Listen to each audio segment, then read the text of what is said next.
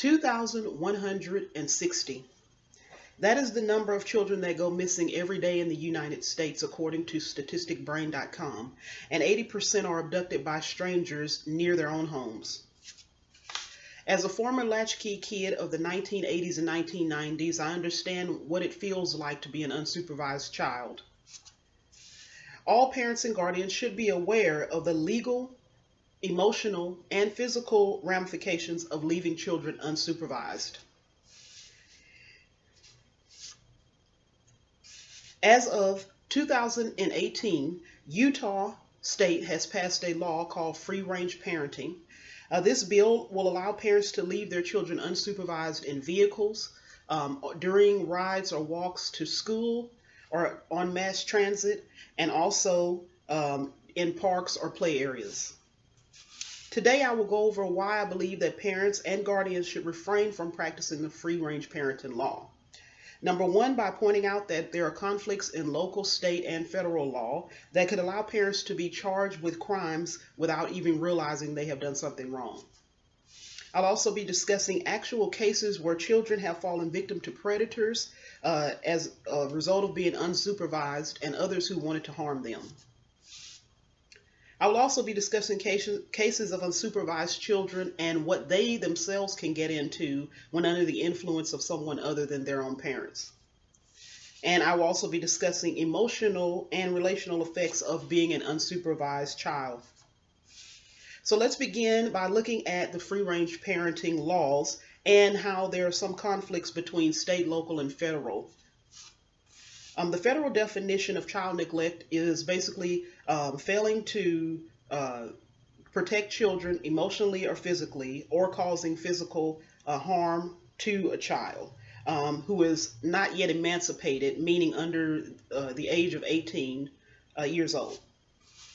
According to desertnews.com, Utah Representative Mike Lee, who was one who proposed the free-range parenting law, was quoted as saying that the law will not preempt local and state law, and that it still provides a way to prosecute parents who they feel are negligent and endanger children. So basically, this gives the law an open gap to define on a case-by-case basis what is neglect and what isn't neglect, which leaves parents unprotected who choose to practice that. This creates a conflict and misunderstanding that could be harmful to parents and families legally. Now I will go over actual examples of dangers from predators that children face when unsupervised. In 2016, an 11-year-old boy was accosted by a man on a subway on his way home from school, unsupervised, with only other 11-year-old friends with him. And the man attempted to throw the boy from the moving train. Luckily, a young lady intervened and was able to draw attention to the situation. The assailant ran off, and the young boy was turned over to police at a separate train stop. In 2016, also, a 9-year-old boy was grabbed in Utah while on his way to his friend's home, and was able to jump out of the assailant's car when he stopped at a red light. And also in Indiana, a mother left her 4- and 7-year-old children in the car while it was running for 80 minutes while she was on a job interview. She was later the case was later reported to CPS, and police officers warned her that she should not leave 2 young children in the car alone. So now let's talk about what children themselves can get into when they're left unsupervised. Utah Gang Project Organization has been quoted as saying that gang activity is on the rise in Utah, and that they are now starting to recruit young people as early as the age of 10 years old to commit crimes.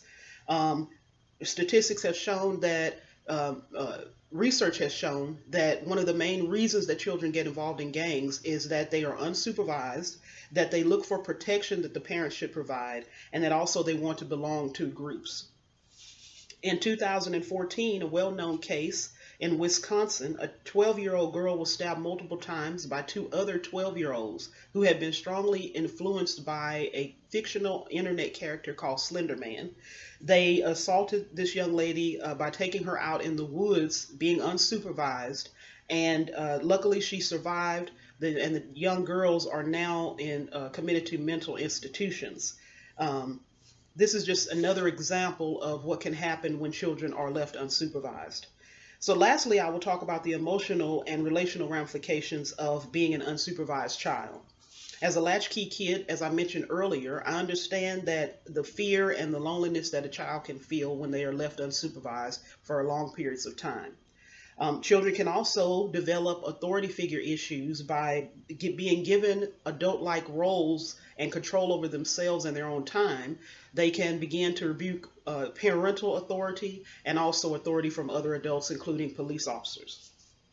So as you can see, there are several potentially negative repercussions of practicing free-range parenting, including legal conflicts, child predators, dangers, and things that children can get into, as well as emotional repercussions.